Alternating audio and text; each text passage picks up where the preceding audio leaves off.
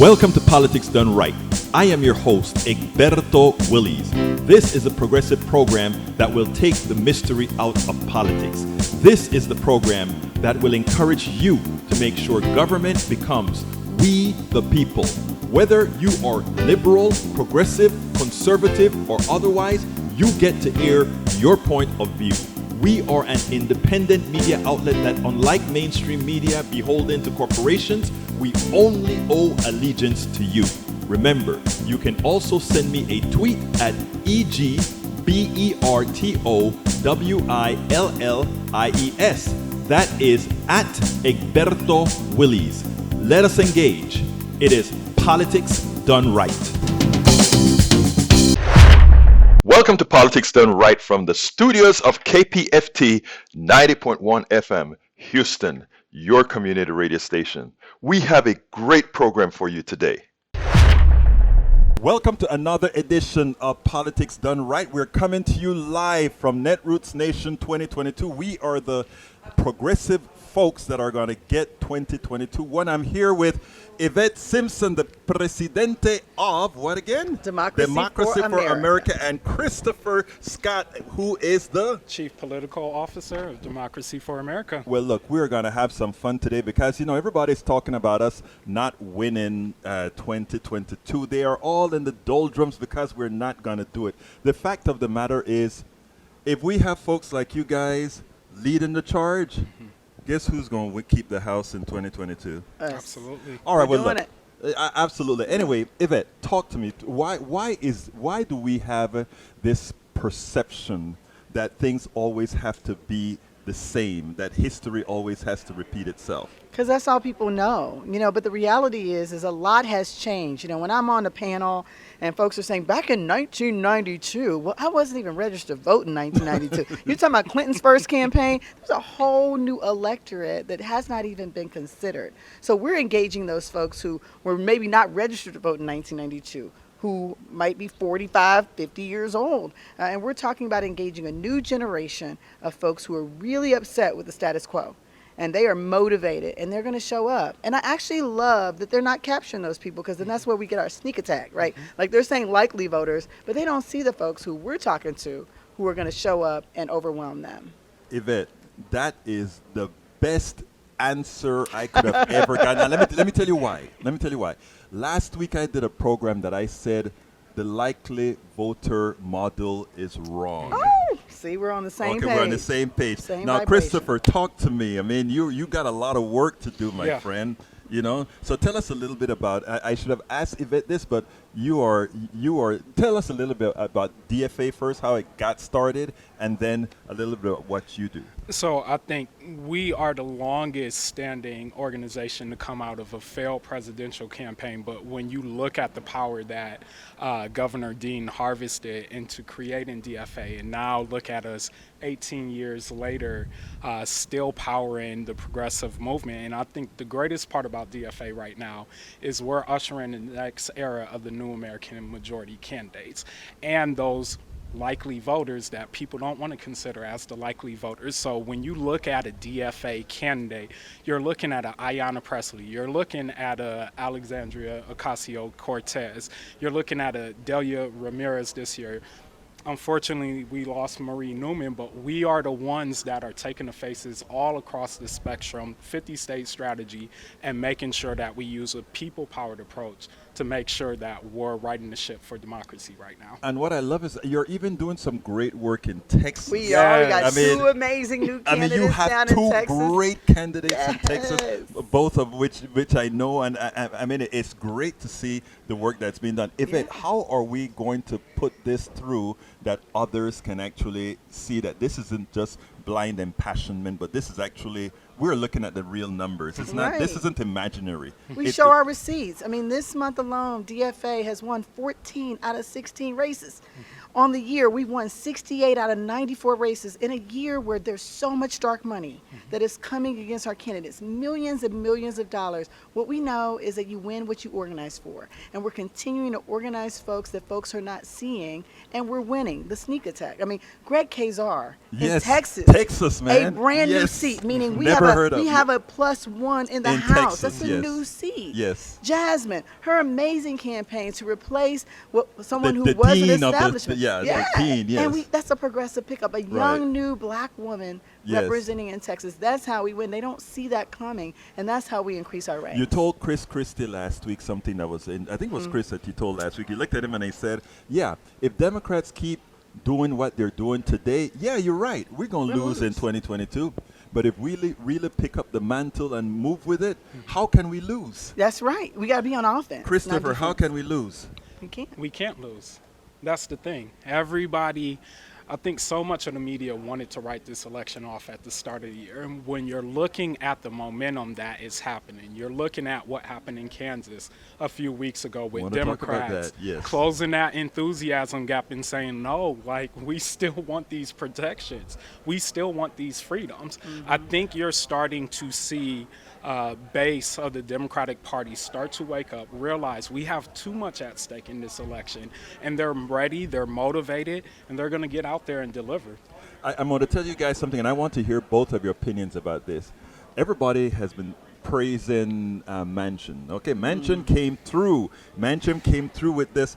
And my thing is, like, Manchin just know how to read. Yeah. Okay? And in other words, he read the tea leaves and realized that he's, in my opinion, that he's going to he'll be irrelevant because of what the tea leaves are saying. Your thoughts on that? He also got a deal, right? So Yeah. as part of his negotiation, we've got expansion of offshore drilling, Right.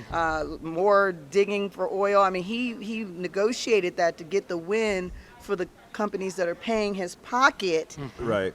But he knew, right? He couldn't stand still with wildfires and floods and what happened in the UK. Climate is the issue. Right. And what he did was he said, well, now I got to get on the bandwagon. How can I get a couple bucks for the folks who are powering me up? And let me ask you something, though. Do you think he really is going to get a couple? Because my thought is this. Yeah, he fulfilled his mission to the oil companies.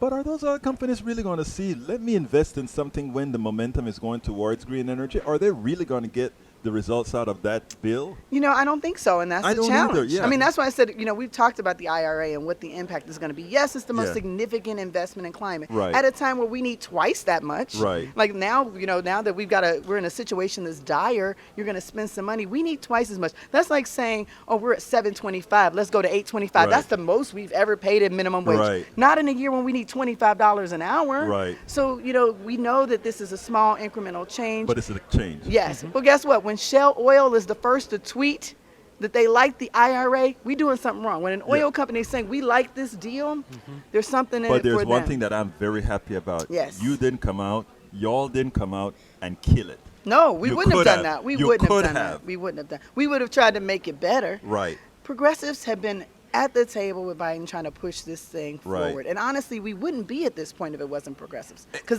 thought they were done with the infrastructure Yeah. bill. Look at us, we got the infrastructure bill. We're like, no, you have to keep doing more. Our climate activists, all of our progressive organizations have been pushing for this to get done. So them making Joe Manchin like he's a savior.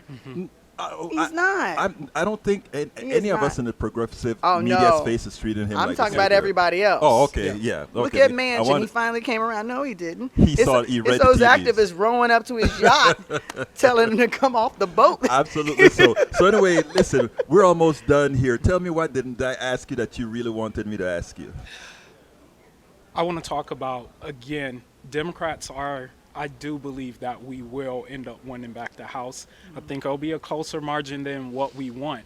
But again, you have to look at the momentum that progressive candidates have had in a lot of open primaries. We talked about Greg Kazar. We talked about sending somebody like Jasmine Crockett. I'm going to point out two more. Arizona won with Jevin Hodge. Yeah. Ohio 13 with Oh, Amelia he's Sykes, the good, right. former minority leader. When you look at the pickups, a lot of these pickups and flips that Democrats are going to have this cycle, they're coming from progressive candidates. So progressives not only are delivering on the agenda to help make the Biden administration look stronger, but we're also delivering on the battlefield to make sure that we protect the House. And we will be the ones to save the Senate when you look at Mandela Barnes running for the Senate in Up Wisconsin. by 7. And Didn't Cherry that flip? Beasley Yes. running They were for like, oh, Senate in North Carolina. So When I talk about reading the tea leaves, right? Ask yourself a question. How comes they coalesced around Mandela? I wonder why.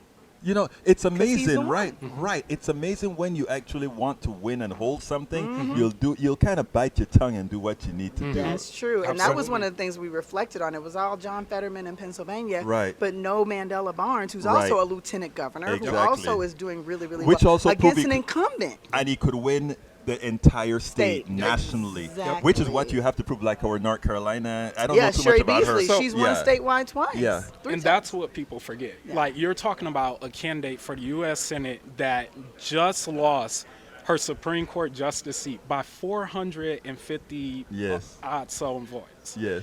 When have you ever had a candidate in North Carolina, at least in recent history, Right. that qualified come up to run for the U.S. Senate? So she's no stranger to this. She's not new to Exactly. this. She's still true to this. We came really close in North Yes. Carolina last time with a Right. far less superior candidate. And a state that isn't all that purple, That's right.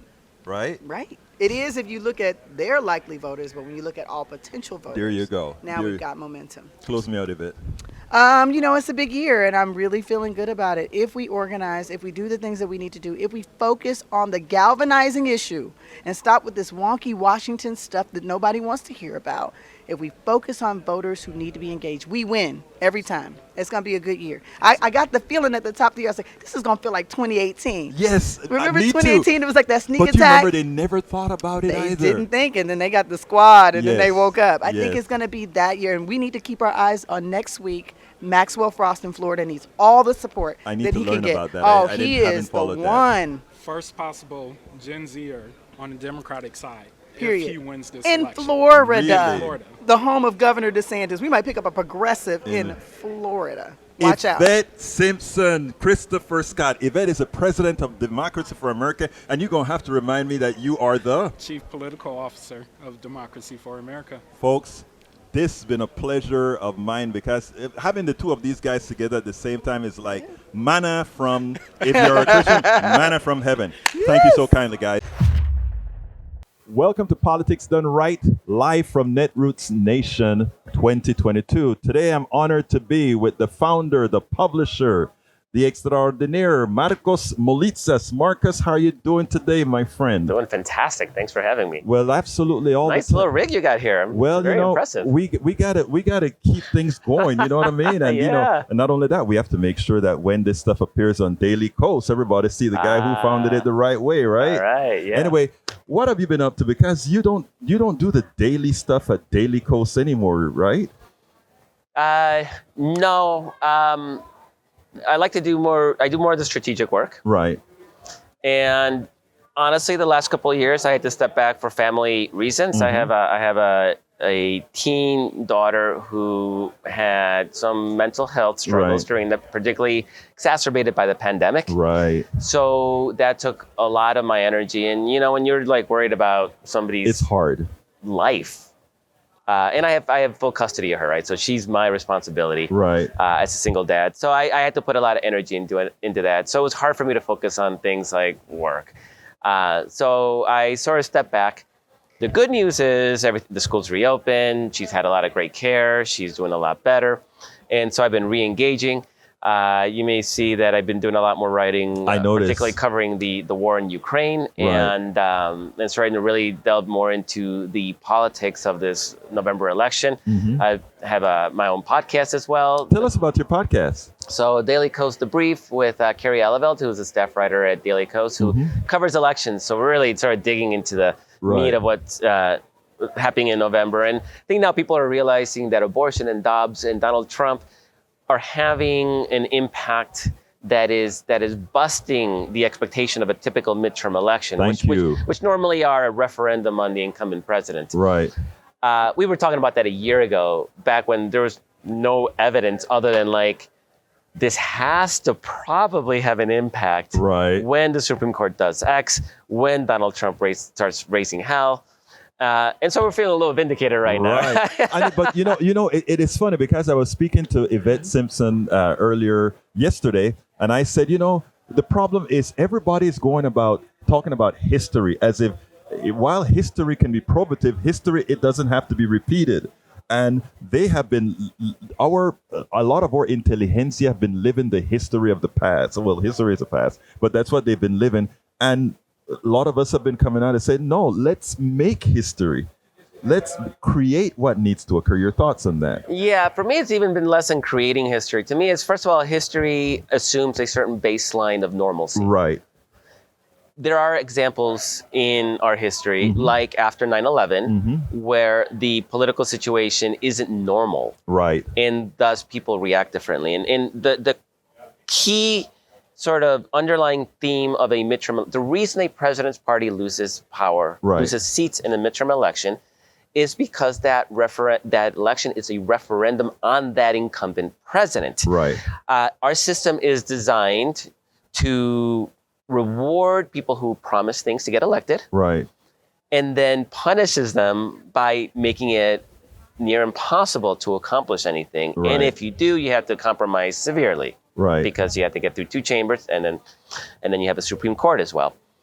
So it's impossible for the incumbent president to really meet expectations. It literally has never happened in the history of the world, right? And there's a reason Joe Biden has a 38% approval rating right now. Which is terrible. Yeah, he's terrible. We don't have to pretend otherwise. Yeah. It's because he can't live up to the expectation. And in this case, it was Joe Manchin and Kirsten Sinema. Right. But the system is designed that two people you can't even have a basic majority and govern. Right. So that's the normal election.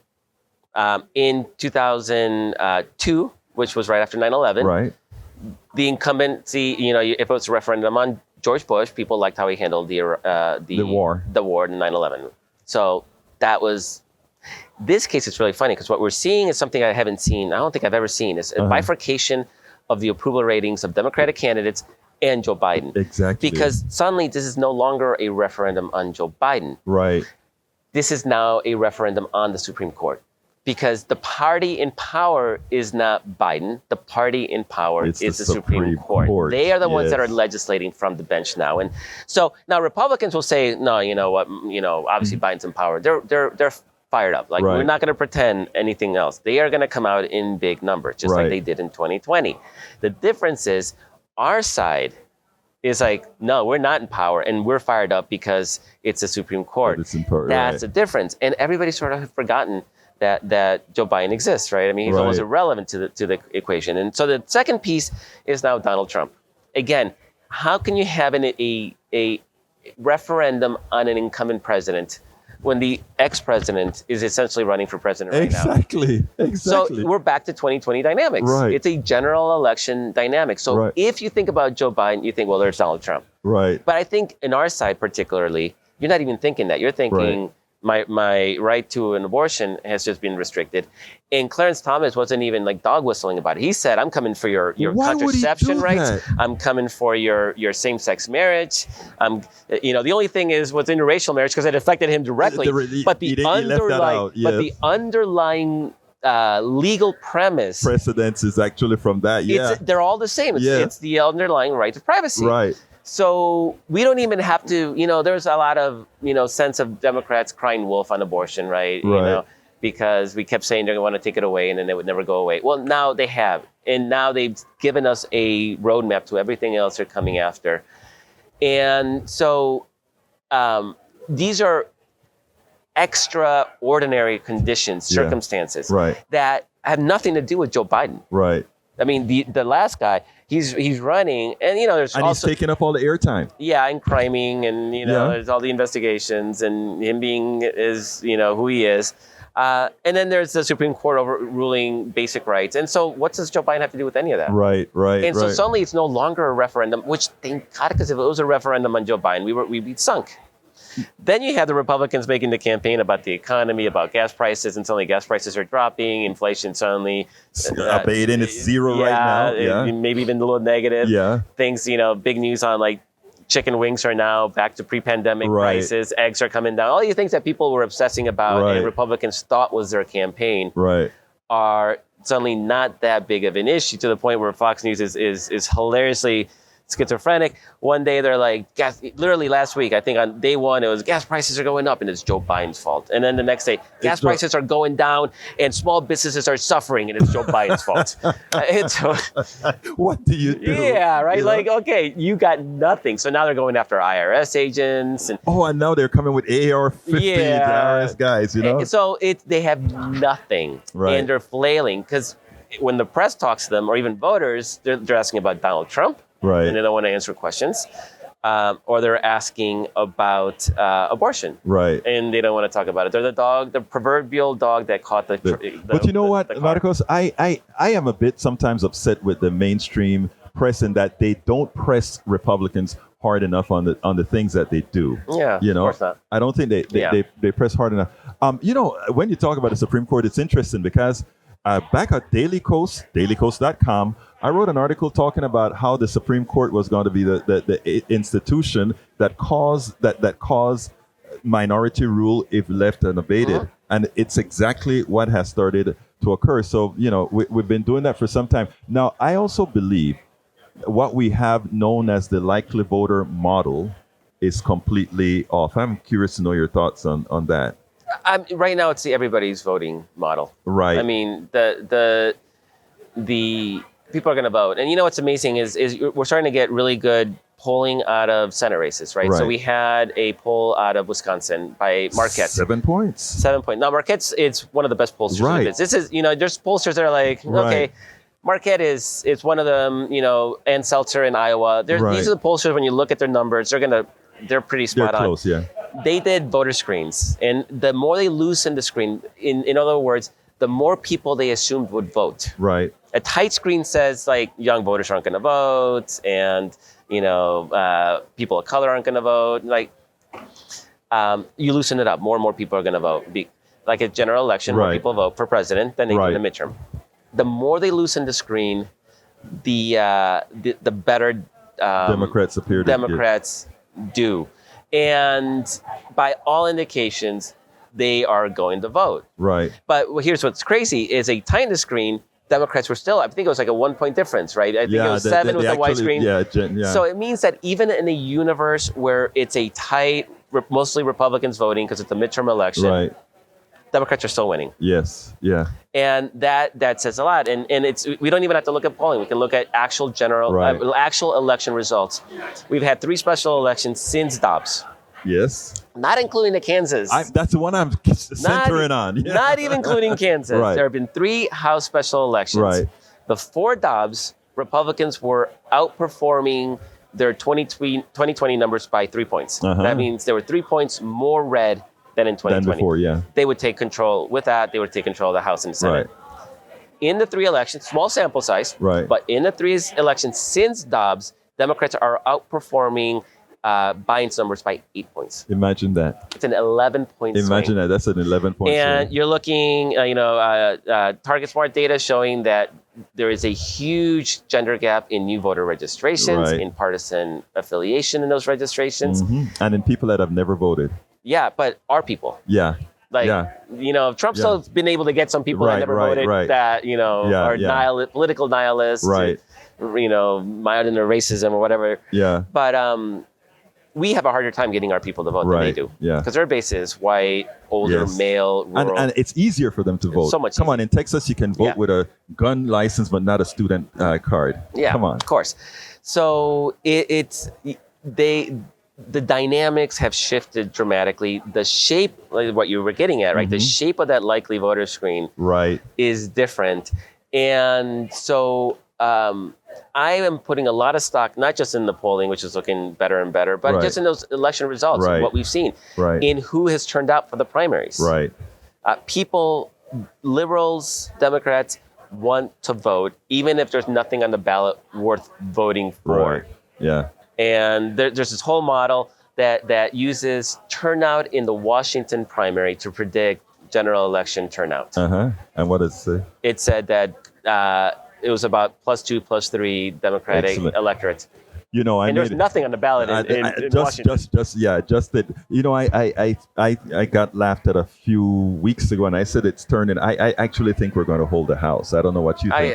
I'm feeling okay on that. I am feeling not that great. Okay. I know. I'm still. I'm feeling great about the Senate. I am feeling. Oh, I think the Senate is +3. And McConnell already he gave it away, right? Yeah. He'd say yesterday he was like bad candidates. Yeah, the quality of the candidates matter. But it's not the quality of the. If the dynamics were different, Herschel Walker wins. Ron Johnson is a good candidate. He's won twice. Yes. We're going to pretend he's a bad candidate? And a black guy wins in Wisconsin. Yeah. But then again, he won the general election for lieutenant governor. Yeah. But look, Marcos, what did I not ask you that you would have liked me to ask you? I don't know. I think we covered it. I mean, this is not a typical election. I will say this. If you remember, go back 10 years, maybe even 5 years ago, Republicans like to say this is a center-right nation. Remember that? Right. Center-right nation. It's a center-right nation. Oh, center-right nation. Praise in no way. Yeah. When have they said that lately? That's true. It's been a few years. That is true. They're not even pretending anymore. That's why they're doubling down on voter suppression, on using the Supreme Court to invalidate liberal policy, the filibuster. They're using every tool possible to entrench minority rule because they've even given up. Yes. They're not even they were pretending before. Right. They're not even pretending anymore. They know they're the minority party. Marcos Maulitza, Chairman, Founder, Daily Kos. Thank you so kindly for this interview. Pleasure. Thanks so much. Thank you. Representative Ilhan Omar, let me first tell you that as an immigrant myself, you are a hell of an honor to have representing us all in Congress. Sweet. Where are you from? I am from Panama, Central America. Okay. Now, I find it ironic that today, from those who many a times have been attacking you unfortunately for wrong reasons, are the ones that are putting our democracy at risk. What are your thoughts on that? Yeah, I mean, it is ironic, right? People who have said that I was un-American are truly now showing how un-American they are. They have contempt for our democracy, for our republic, for our Constitution. And it just goes to show that immigrants really do represent the best of us. Like, no one really loves this country like people like myself and you and all of the immigrants. We chose to be here. We chose to be here. And really feel extreme gratitude for our adopted home that has given us every opportunity that could be available to us. Now, I think one of the problems we have is we have a problem getting our message out. Mm-hmm. And one of the reasons I do what I do as independent media is to ensure that your message and the message of many others is not misconstrued, it's not really twisted. Yeah. So my question to you is, what do you have to tell? I don't want you to speak to the choir. I want you to speak to the portion of my audience that is right wing, that really are not informed from somebody like me, but's informed by all the wrong people. Yeah. Well, I mean, what can I say to those folks? It's really important that people understand that the American experiment is something that a lot of people have reference for. A lot of people really look up to it across the world. I grew up and was raised by a father and a grandfather that were born in colonized Somalia. Mm-hmm. All they wanted to do was participate in a democracy. And so we have an incredible opportunity in this country to have one of the greatest constitutions, to live in a country that has open society where you can actually shape the outcome of your life in your own way.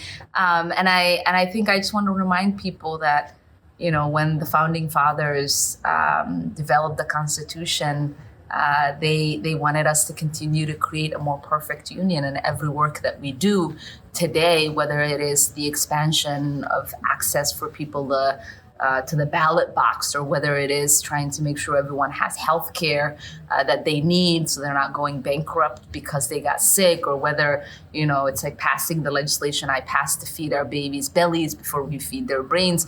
All of those things really help create that more perfect union, and we have to be in it together as Americans in this country. Couldn't have been said any better. One last question and I'm done. I know you're very tired from being out there. So do we win or do we keep the House? Yes or no? I'm very optimistic about us keeping the House and hopefully growing our majority and doing the same in the Senate. And then we get to do incredible things in the next 2 years. Representative Ilhan Omar, thank you so kindly for having spoken to Politics Done Right. Thank you. Robin Fulford, how you doing today? Hey, I'm doing pretty well. Now, how is the campaign going? I know that you are getting ready to kick some butt on our guy. Who's our guy again?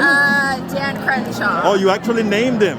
Yeah, I am not afraid of naming him. I'm not afraid of challenging him. I'm actually excited to do that, so why not? Now tell me, how are we going to win this thing? So it is the unsexy part that as organizers we know is vital. It is voter contact, talking and speaking on issues that voters care about. And for me as the candidate, it's important that I'm talking to voters and bringing them in and explaining why Democratic policy serves everybody. And I believe that. And I'm having open dialogue no matter what your ideology is. Now, Robin, the two big points here is women's rights and freedom. Women's rights and freedom. Right. Are you ensuring that all the women around this state or around your district understand that? Yes, I have been unapologetically pro-choice.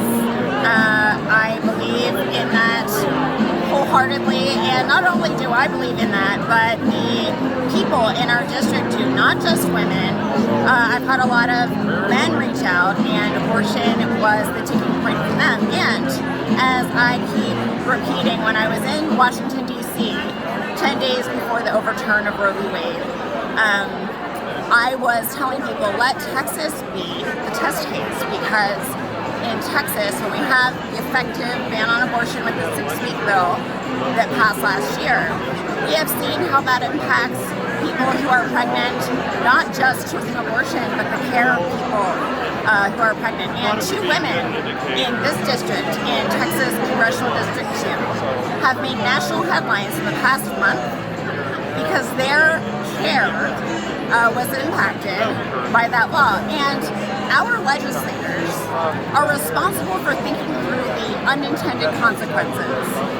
This is why government should not be interfering in those decisions. So there's that. Then there's, of course, democracy on the line. I take that very seriously.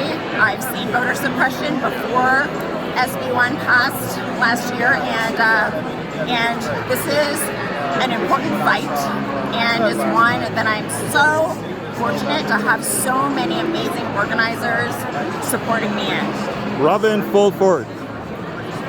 Good, keep up the good work. We are here with somebody very, very special. Very special. How you doing, my friend? First of all, let me get this on you real quickly. We're actually ready for you. Tell me a little bit about yourself. Chris Smalls, former Amazon employee, now the current president of the Amazon Labor Union. Now, you were the one that started the revolt against Amazon in New York, is that correct? Yes, back in 2020. Now tell me, what gave you the impetus to do that? They fired me after I let a walkout over COVID-19. They didn't protect us, we didn't have any PPE, any facial masks, no cleaning supplies, and I had to take further action because workers were getting sick and testing positive in the building. No, Amazon came after you. After you started doing that, what did they do? They fired me after the protests, and then Jeff Bezos himself, along with his general counsel, smeared me, trying to call me not smart or articulate, and to make me the face of the whole unionizing efforts against him.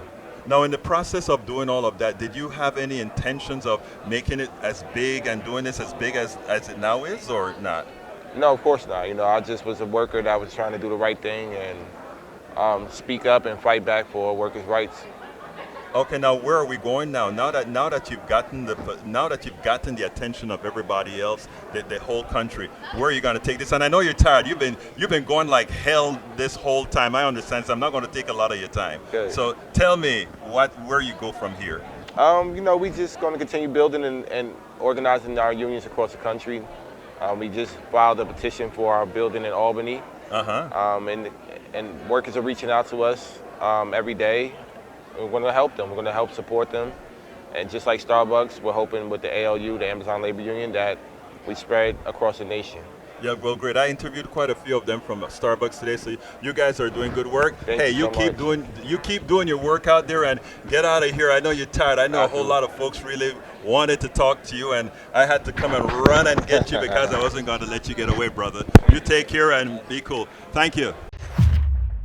Kiela Smith Upton, pleasure to be here. You are with? Artists design the future. Are you going to be designing the future or something, or what? We are. We do. Well, tell me a little bit about what your organization is all about. So we are a forming worker cooperative. What does that mean? In the state of Illinois.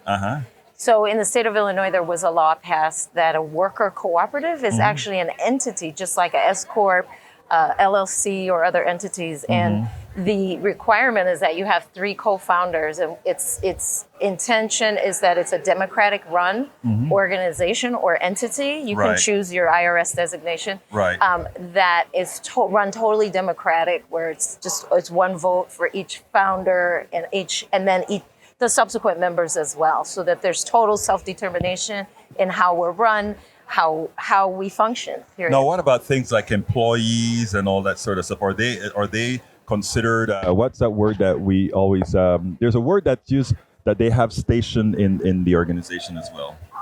So that's what's beautiful about a worker cooperative is you can have employees, but technically because the structure is so different, everyone is a member owner of that cooperative. I am so glad because when you spoke about the founders, I kind of thought about, I was thinking hierarchical. Right. And and I didn't, I guess everybody that's a part of it will be, well, you have the founders and the people who come in as members as well. Correct. There is the opportunity where you can have a couple levels of membership, where you could have kind of less active members and ones that are more actively engaged. It gives us the opportunity to really self-determine how we choose to create the structure of the organization. But the bottom line is that it's democratic in the sense that all the members each get a vote for decision making for the organization and how it functions and how it's run, unlike a traditional corporate structure. Yeah, that's so hierarchical. And the thing about it is we talk about corporate structures being hierarchical. I actually believe that every form of business should be run in that sort of form. And I mean, right now we can call folks employees, but they're nothing more than what I call antiseptic slaves, because they tell you what to do, they tell you everything. What you're telling me is this is done democratically. Corporations are not a democracy. Corporation has far from it. They're master relationship type organizations, which is one of the things that I work on as sort of promoting that people should be self-determined. So absolutely. I love that what you're doing now. What's the end goal of the organization? What are you doing? Are you just trying to teach people how to do these things, or what's your end goal? So there's 3 main focus, and our goal is to create sustainable resources for creatives in particular, which then always have a ripple effect out into the communities that we live in. So our main 3 goals, one is training, and this is all artist-led, which is the power of it as well. Community engagement, that's artist-led, and using the arts and creative experiences. And the third, which is our big, big, hairy, audacious goal, is to develop mixed-use art spaces. And what does that mean? That means a mixed use, meaning there's commercial and residential. So our goal for the first building is to have 30 units, commercial on the first floor, 24 work-live units up above, but all owned also as a real estate cooperative. So all the creatives that are in these spaces are members of that real estate right. cooperative, which is in and of itself a small business. Right. And each individual unit is owned, quote unquote, by a member Right. of that cooperative. So the other self-determining awesome part of that is we know a lot of creatives don't have traditional ways Right. they make money. Right. So since there's not this need to fit in the box of traditional lending Right. where everyone has to go get a Right. mortgage, there's one mortgage for the whole building and all the members collectively own it and pay a portion, but they still have all the benefits of home ownership Yeah. and the write-offs and all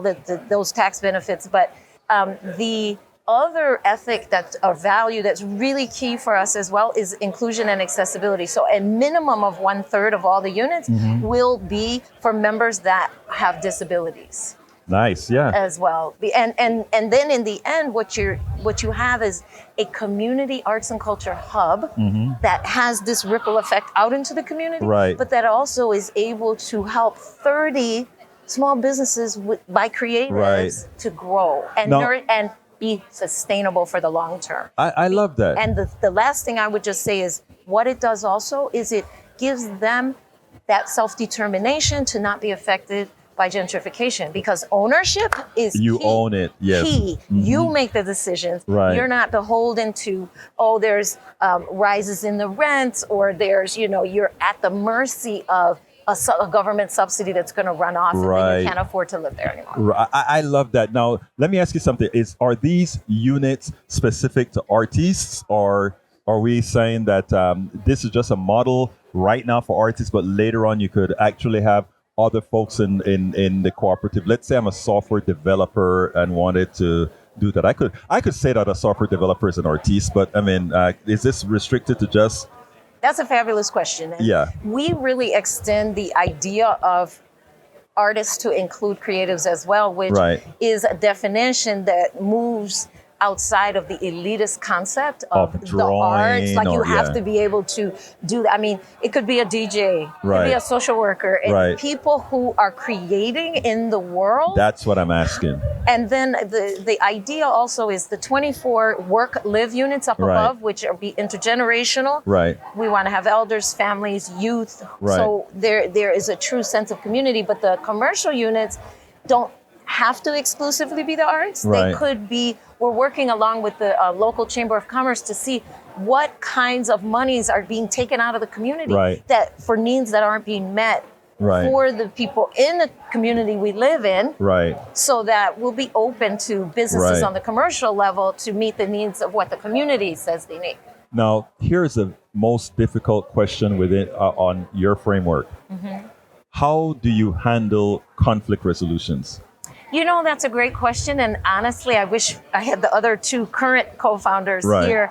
And I just wanted to qualify that comment earlier about co-founders. It's just because it's the three of us who That found started it. it. No, I got but it. It'll, yeah. No, I understood Okay. it. Mhm. Okay. So our one co-founder, Laura Weathered, that is like part of her genius and strength in Right. facilitating Right. that. And she's continuing to train herself. But all three of us bring a strong leadership experience and continuing education to have skills to help facilitate that. But the great part about cooperative is it's not up to us. I Right. mean, it is initially because we're the Right, three. right. But as it grows and then as the building is, that's for the cooperative to self-determine. Right. How are we going to handle conflict resolution and Right. planning for that in advance? That's what I meant, Before the yes. conflicts present Right. themselves, because they're going to come. That's Absolutely. just the nature. I mean, you got 30 people or entities in a community. Right. You're gonna have Conflicts. conflict. But the bottom line is that because it's such a democratic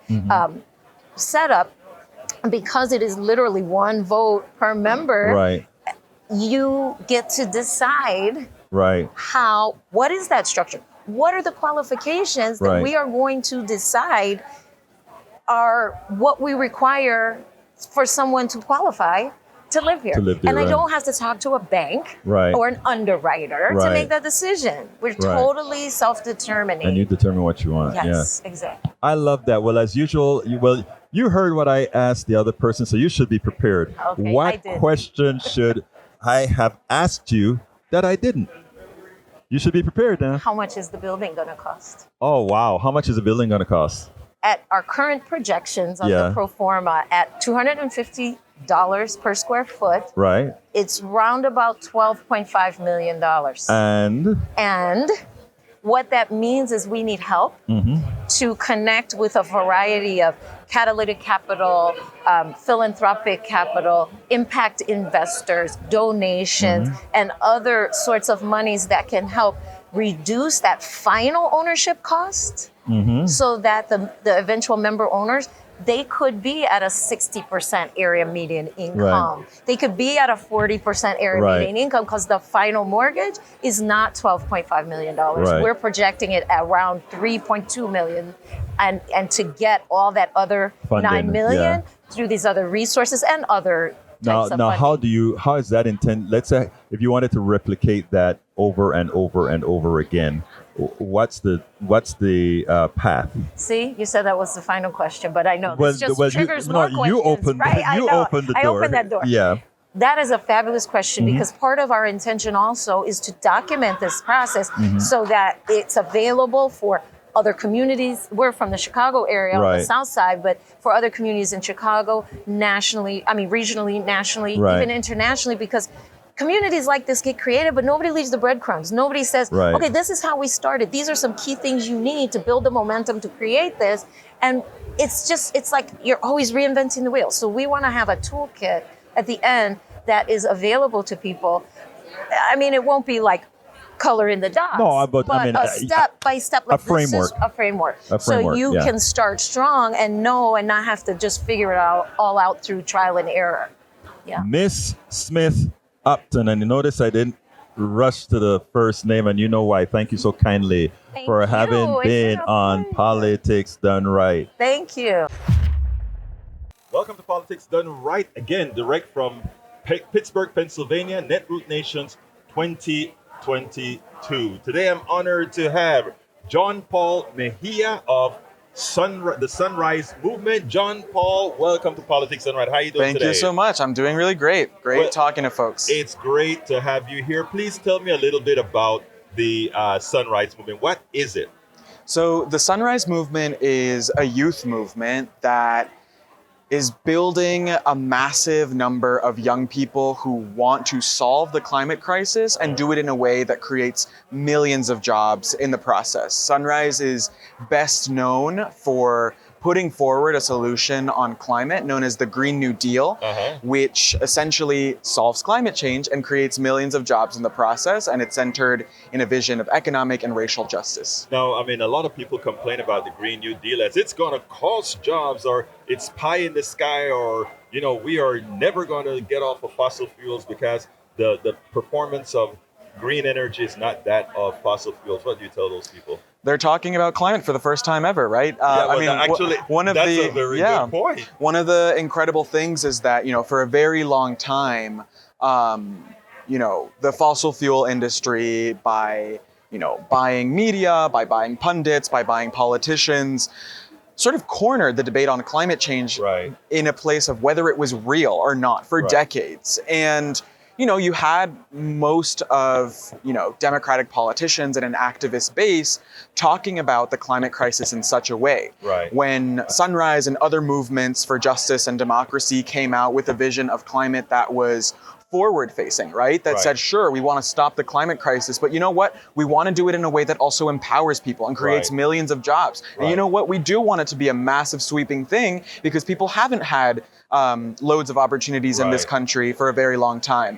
That's when we sort of shifted the debate on the climate crisis, and our opponents then started talking about it in our frame, And so none of those things are true. But it's important what you said. It is something that I think the youth have understood that a lot of the older folks don't. If you are playing the game on their platform, they have the upper edge and you're always on the defensive.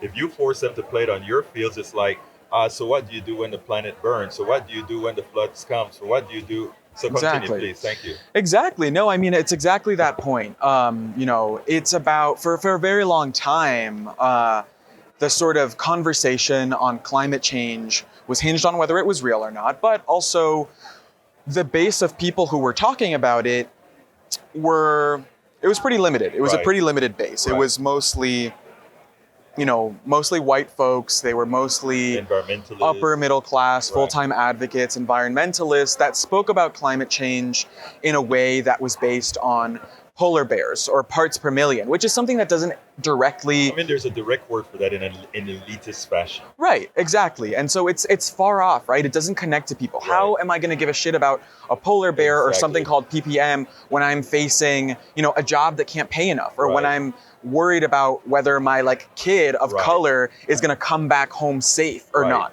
And so what would it mean for you actually to engage in a vision of climate policy that not only tackles the crisis at the speed, scope, and scale, right, in the sort of large Right. amount that you actually need to tackle it at, but also in one that brings people together, because Right. you fundamentally know that in order to change the US economy like you need it to change, you need mass movements. Right. The times when those things has happened, Right. harken back to the New Deal, Right. it wasn't brought forward by a couple benevolent senators or a cool president. Right. It was massive amounts of people on the streets and politicians who would replace those who didn't agree with those movements Right. that made the change happen.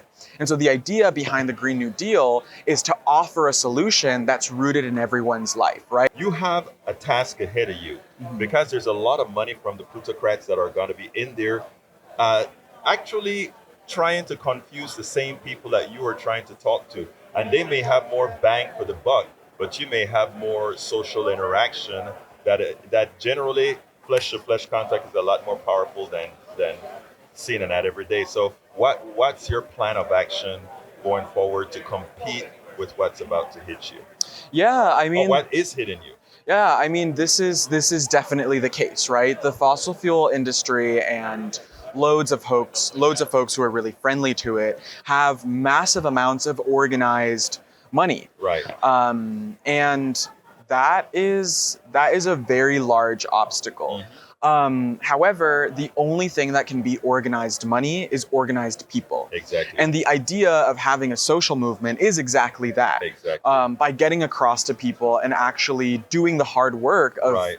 talking to voters, talking to your neighbors, talking to your friends, talking to your family, and getting them in on this vision, it's much harder for someone who's paid off in the media or a politician to suddenly, penetrate that person, because they're someone who cares about them and Right. someone who they care for is reaching them first. Right. And so that's the beauty of a social movement. Now- and that's been the history of Sunrise. up to now. Sunrise, again, you said it's a youth movement. It's a youth It's movement. mostly comprised of youth. Your president, everything I imagine, are young people. Mm-hmm.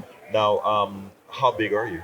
Where are you based? Sunrise has a chapter structure, which means that there are independently run chapters throughout the entire United States. Right. So there's more than 300 chapters Okay. across the United States.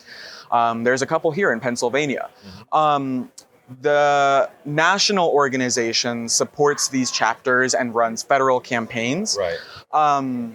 And our history really started in 2018. So in 2018, or prior to 2018, actually, there was a big realization that on the climate issue, we were losing. Right. Obama came into office and had, at a given year, majorities in Congress, Right. right? And he expressed with these majorities intent to get a climate bill across the finish line. That's when this bill, known as Waxman-Markey, the Right. first climate bill that could have made it across the Right. finish line, became a thing. It passed the House, but didn't even come up for a vote in the Senate. Right. And there was a lot of question at that moment as to why did that happen, right? You have why. Democratic majorities, and the research was really interesting, right? There was broad popular support for the bill, but what actually was able to tank it was obviously organized money, Exactly. but also a small and vocal movement of Tea Party conservatives Right. who were able to limit the conversation on climate. And so once that bill was lost, some people got really serious and said, you know what? We're going to need a social movement to actually get this Right. across the finish line, and not just one that focuses on, turning people out and and changing public opinion, but one that also directly engages with power. Right. And so we spent a while in 2018 coming up with a plan, right? Sure, elect Democrats who care about climate change, Right. but don't stop there. elect better Democrats. That's when folks in our movement and folks adjacent to our movement recruited a young congresswoman, or soon-to-be congresswoman, just bartender at the time in the Bronx, AOC. Recruited her to the, yes. Yeah. And other folks who would be able to run on this idea. And then around came the 2018 midterms. Democrats recaptured their majorities, and, you know, there was this big headline that came out in the Hill that said, it read something like, Democrats dampen hopes for action on climate change. I remember that distinctly. Exactly. And at that moment, we said, all right, here's what we need to do. We're going to need to make an intervention in the Democratic Party, and we're going to do it as soon as they win the midterms. So the first thing we did was have a massive sit-in with loads of young people, with Nancy Pelosi's office, joined by Alexandria Ocasio-Cortez, which is the first time anyone started hearing of this thing called a Green New Deal. 2 years later, every presidential candidate on the debate stage in 2019 or 2020 was asked about their stance on the Green New Deal, and the conversation on climate was entirely shifted. Fast forward to 2022, now, for the first time, nearly a decade after Waxman-Markey failed, you have a moderate president, because, you know, remember, Joe Biden is still the president of the United States, got his agenda essentially butchered, but the one thing that remained was climate spending. And it's not great, it's not magnificent, not the best, but $350 billion is quite a bit. And it's the first ever piece of climate legislation that makes it past the Senate and to the president's desk in US history. And that's the movement that you were able to build in 4 years, with a lot of learning from folks who came before, but nonetheless, a strategy that both harnesses a social movement, targets a party, and is focused on winning power. Well, look, Jean-Paul Mejia, that was excellent. You guys keep up your great work, because I tell you what, we need young people engaged, because after all, this is the planet we're leaving for you. Thank you so much. It was great being here. Thank you. You can listen and or watch Politics Done Right Mondays through Fridays on Facebook Live at facebook.com/politicsdoneright, or on YouTube Live at politicsdoneright.com/YouTube. Please do not forget to follow me on Twitter for updates. My Twitter handle is @Egberto Willies, @EGBERTOWILLIES.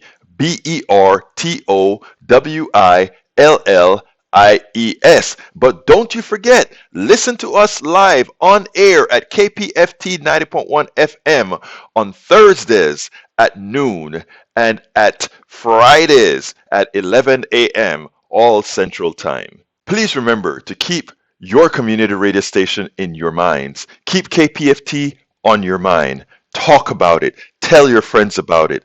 Tell them you know about this station in town, 90.1 FM Houston, that needs your support. That is there to provide that nourishment that we need. KPFT 90.1 FM Houston. Well, folks, that's it for today. You know how I'm going to end this baby. My name is Egberto Willies. This is Politics Done Right. And you know how I end this baby. I am what? Out!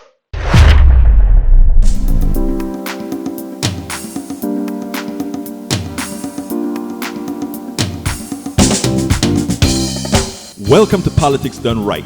I am your host, Egberto Willies. This is a progressive program that will take the mystery out of politics.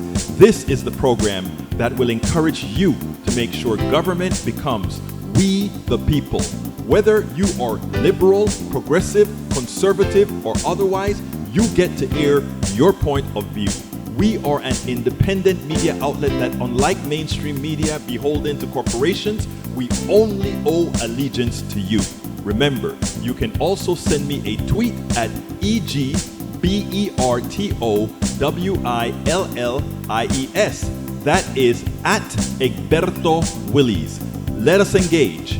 It is Politics Done Right.